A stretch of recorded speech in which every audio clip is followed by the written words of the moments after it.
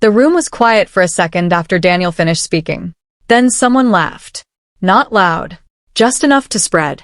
I sat at the far end of the glass table, hands folded, trying to breathe. My idea was on the screen behind him. My words changed just enough to sound like his. I leaned forward.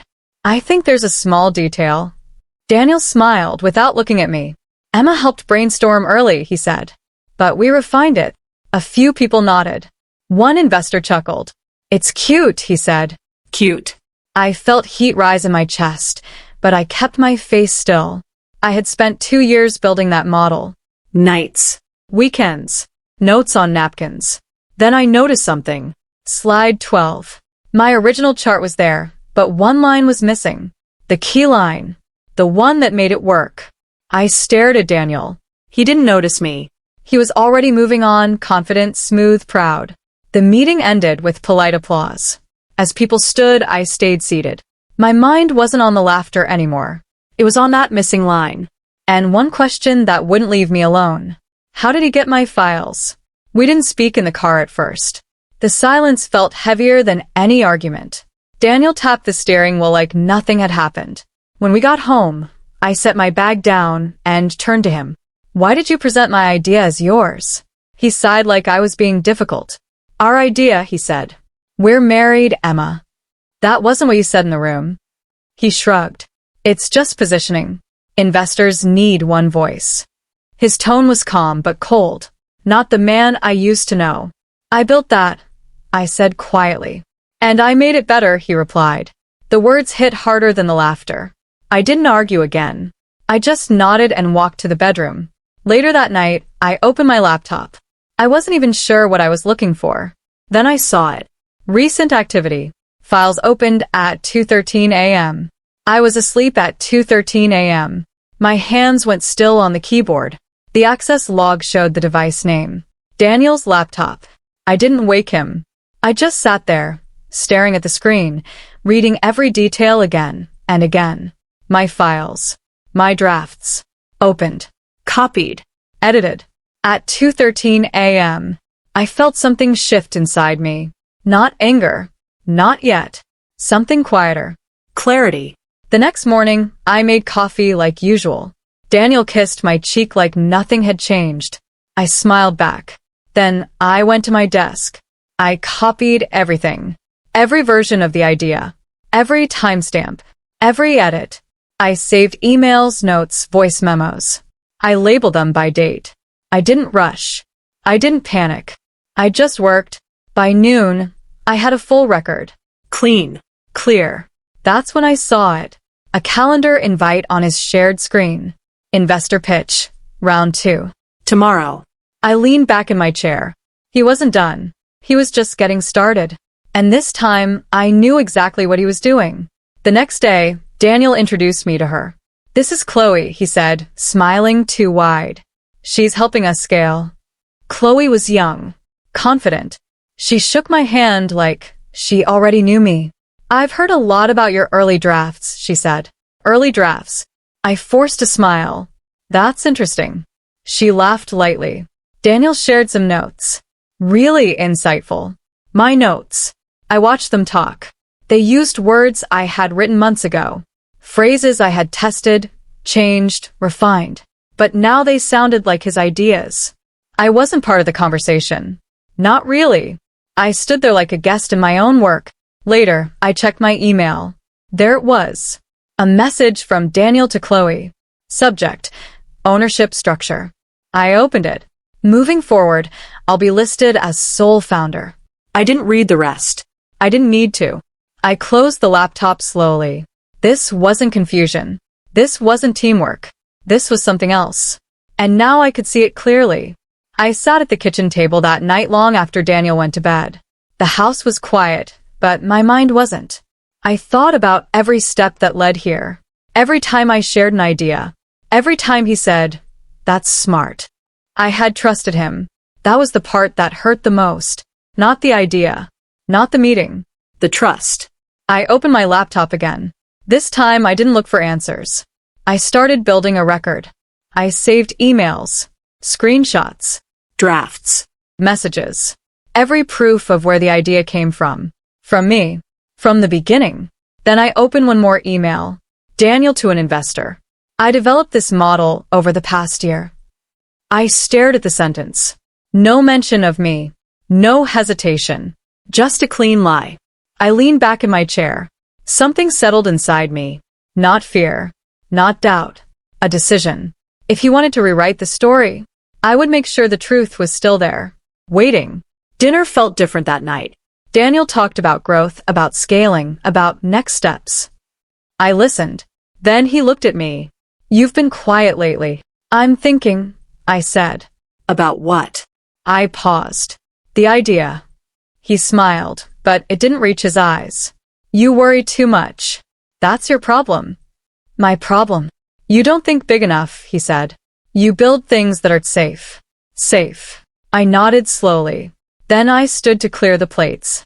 As I walked past the hallway, I heard his voice. Low. Quiet. On the phone. She won't be involved moving forward, he said. I stopped. My hand tightened around the plate.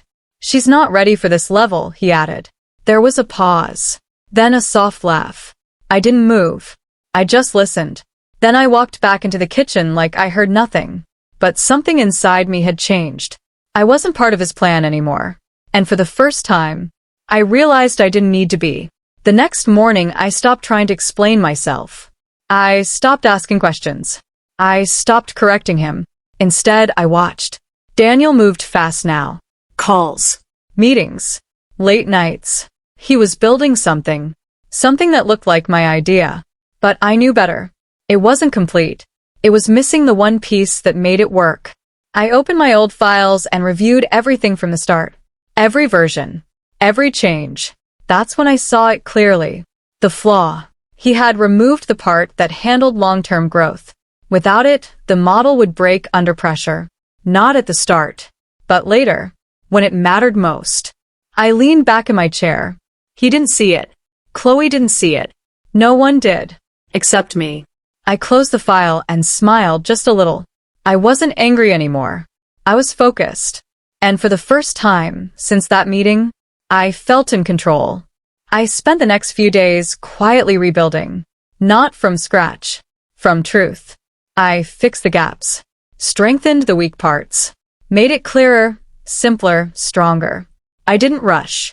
I worked like I always had, slow and steady. That's when the email came. Subject. Quick catch-up? It was from Claire. We used to work together years ago. She had always respected my work. I heard you've been developing something interesting, she wrote. There's a small roundtable next week. Private. You should come. I read the message twice. Then I looked over at Daniel's desk. He had no idea. I felt something shift again. Not fear. Opportunity. I typed a reply. I'd love to. I hit send. Then I closed my laptop and sat back. For the first time in weeks, I wasn't reacting. I was choosing. And that made all the difference. The day of the roundtable, I stood by the door longer than I needed to. I could hear voices inside. Laughter. Confidence. I almost turned back. Almost. Then I took a breath and walked in. Claire saw me first. Her face lit up. Emma. She hugged me like nothing had changed. That helped. The room was small. 10 people maybe. No stage. No spotlight. Just a circle of chairs. I sat down and listened. Ideas flowed. Questions. Feedback. Real conversations. Not like Daniel's meetings. When it was my turn, I spoke. Simple. Clear. Honest. I explained the problem. Then the solution. Then the system behind it. No flash. No big words. Just truth. When I finished, the room was quiet. Not like before. Different.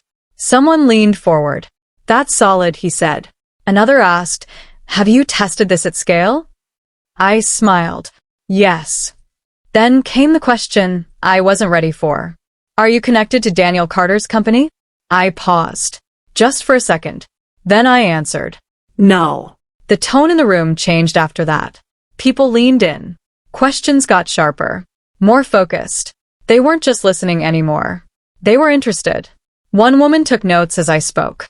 Another asked about timelines. Someone else wanted to see data. I gave them what I could. Not everything. Just enough. When the session ended, a man approached me quietly. "We'd like to talk more," he said, privately. My heart skipped, but I kept my voice steady. "Okay." We stepped into a smaller room. Claire joined us. They asked deeper questions. Not just about the idea, but about me. How I worked, how I planned, how I handled risk. I answered honestly. No rush. No pressure. At the end, he nodded. "Send us a full proposal." I blinked. "You're serious?" He smiled. "Very." I walked out of the building feeling lighter. Not because I had won, but because someone had finally seen what I built and didn't laugh. That night, Daniel barely looked at me. He was busy. Calls. Messages. Plans. I sat at the table with my laptop open, working on the proposal. We were in the same room but living different lives. I kept my head down. I didn't ask about his meetings. He didn't ask about mine. That was fine. It made things easier. By midnight, I had the outline done. Clear. Strong. Real. Not a pitch. A plan. I read it one more time, then saved it. As I closed my laptop, Daniel finally spoke. "Big week coming up," he said. I nodded. Same. He glanced at me, surprised. "What do you mean?" I smiled slightly. "Just work." He didn't push, but I saw something in his eyes. Curiosity. Maybe even concern. For the first time, he didn't know what I was doing. And that changed everything. Living in the same house felt strange now. We moved around each other like strangers. He had his calls. I had my work. We shared space, but not truth. I sent the proposal the next morning. Then I waited. Not nervously, just quietly. That evening, Daniel walked in with a different energy. Excited. Sharp. "I locked a major meeting," he said. "With who?" I asked. He smiled. "You'll see." I nodded. But inside, I already knew what it meant. He was pushing harder. Faster. Something hadn't gone as planned before. He was trying to fix it. That night, I got a reply. Short. Direct. "Let's schedule a full discussion." I read it twice. Then I closed my laptop. Across the room, Daniel was smiling at his phone. We were both moving forward, just not together anymore. The date was set. Same day. His big pitch. My meeting. I didn't tell him. He didn't ask. The morning came fast. He left early, dressed sharp, confident. "Big day," he said. "Good luck," I replied. He smiled and walked out. I waited 10 minutes. Then I left too. My meeting was smaller, quieter, but it felt bigger, more real. I sat across from 3 people. No stage, no pressure, just conversation. They asked questions. I answered. We went deeper than before. Into structure, risk, Growth. I showed them the full model, the complete version, the one that worked. They listened carefully. No laughs, no interruptions, just focus. When it ended, one of them leaned back and said, "This is ready." I felt my chest tighten, in a good way. Then he added, "Let's talk next steps." And for the first time, I knew I was close. Daniel came home late. He looked tired, but he tried to hide it. "How did it go?" I asked. "Good," he said quickly. "Very good." But his voice was off. I nodded and went back to my laptop. A few minutes later, he spoke again. "They had some questions," he said. "About what?" "Scaling," he replied. I paused. Of course they did. He kept talking.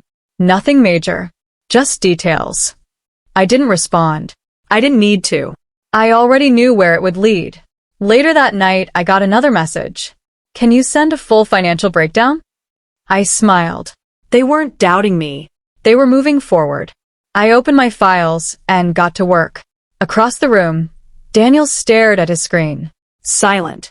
Thinking. Trying to fix something he didn't fully understand. And I knew. It was only a matter of time. The pressure showed the next day. Daniel was sharp. Short. He snapped at small things. Left his coffee untouched. Checked his phone every few minutes. I stayed calm. focused. That seemed to bother him more. What are you working on? He asked suddenly. Just a project, I said. Let me see it. I looked up. No. The word surprised him. It surprised me too, but it felt right. Why not? He asked. Because it's mine, I said simply. The room went quiet. He stared at me like he didn't recognize me. Then he laughed, but it wasn't real. Since when? I didn't answer. I just went back to work. And that's when I saw it. The shift. For the first time, he wasn't in control anymore. That night, he tried again. Softer this time. Emma, we're on the same team, he said. I looked at him. Are we? He hesitated. Just for a second. Then he smiled. Of course. I shook my head slowly. No, I said. We're not. The words hung in the air. Clear. Final. He didn't argue, but I could see it in his eyes. He was thinking, watching, trying to understand what had changed. But he was too late. I had already moved on, not physically, but mentally, and that mattered more. The next morning I noticed something. He was going through my desk, quiet, careful, looking for something. Proof. Control. I stood in the doorway and watched him. Then I said, You won't find it. He froze. And, in that moment, I knew the balance had shifted for good.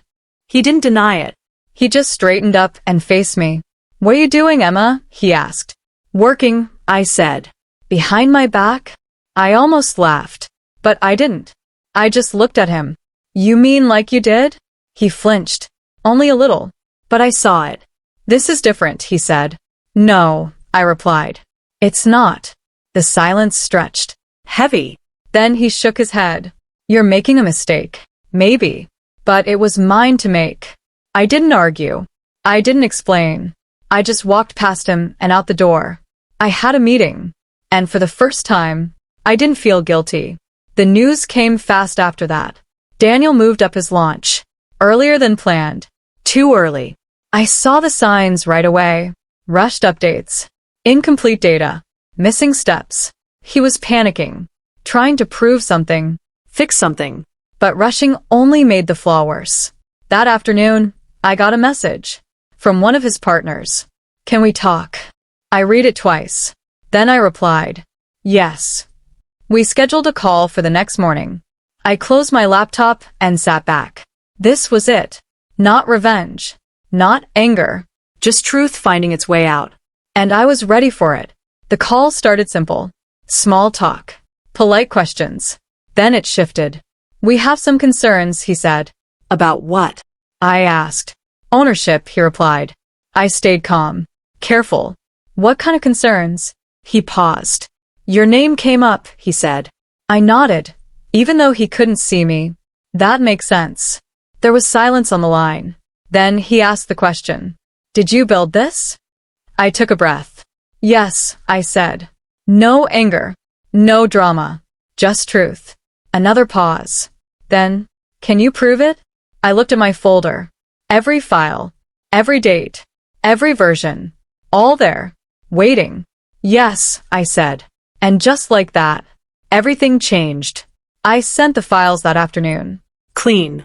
Organized. Clear. No extra words. No emotion. Just facts. Timelines. Drafts. Emails. Proof. Then I waited. Not nervously. Just quietly. Across town. Daniel was still moving forward. Calls. Meetings. Plans. He didn't know what I had done. Not yet. That evening, I checked my email. No reply. Nothing. But I didn't worry. Silence can mean many things. Sometimes it means thinking. And thinking leads to truth. I closed my laptop and went to bed. For the first time in weeks, I slept well. The shift started slowly. A delayed call. A canceled meeting. A message left unanswered. Daniel noticed. Of course he did. What's going on? He asked one night. I shrugged. I don't know. But I did. The questions had started. And they wouldn't stop. By the end of the week, he looked different. Tired. Uncertain. He stared at his phone like it might give him answers. But it didn't. Because the problem wasn't new. It had always been there. He just couldn't see it before. Now he had to. And it was too late to fix it. That night, he finally said it. "What did you do?" I looked at him calmly. "Nothing," I said. And it was true. I hadn't done anything. I had just told the truth. The end didn't come with a fight. No shouting. No broken things. Just a quiet conversation. "I can't do this anymore," I said. Daniel looked at me like he didn't understand. "You're overreacting," he replied. I shook my head. "No," I said. "I'm done." The words felt steady, final. He tried to argue, to explain, but it didn't matter. Not anymore. I had already made my decision. I packed a small bag that night. Nothing dramatic, just what I needed. As I walked out, he called my name. I didn't turn back, because I knew there was nothing left to say. The next morning, I got an email. Subject: offer letter. I opened it slowly and smiled. The offer was real. Clear. Direct. Funding. Support. Partnership. Everything I needed to build it right. I read it twice. Then I signed. No hesitation. No fear. Just certainty. For the first time in a long time, everything felt aligned. That afternoon, the news started spreading. Quiet at first, then louder. Emails. Messages. Calls. People asking questions. People connecting dots. And I knew it had begun. Not a fight. Not a war. Just truth rising to the surface. And I was ready for it. Daniel called. I didn't answer. He texted. I didn't reply. There was nothing left to say. His version had started to fall apart. Publicly now. Questions. Doubts. Gaps that couldn't be explained. The flaw had surfaced, just like I knew it would. Meanwhile, my work moved forward. Steady. Strong. Real. No shortcuts. No lies. Just truth. And it showed. One message came through that night. From Daniel. I didn't know it would go like this. I read it once. Then I put my phone down, because it wasn't my job to explain it to him anymore. Months passed. The idea grew. Not fast, but right. We built it step by step. Tested it. Improved it. Made it strong. And it worked. Better than I imagined. The numbers came in quietly at first. Then clearly. Then loudly. Millions. Real. Measured. Earned. One morning, I sat in my office and looked at the screen. Everything was there. Not just success. Proof. Of the work. Of the truth. Of the choice I made. I leaned back in my chair and smiled. Not because I won, but because I stayed true to what I built. And finally, I understood something simple. They laughed at my idea. I just stopped asking them to understand it.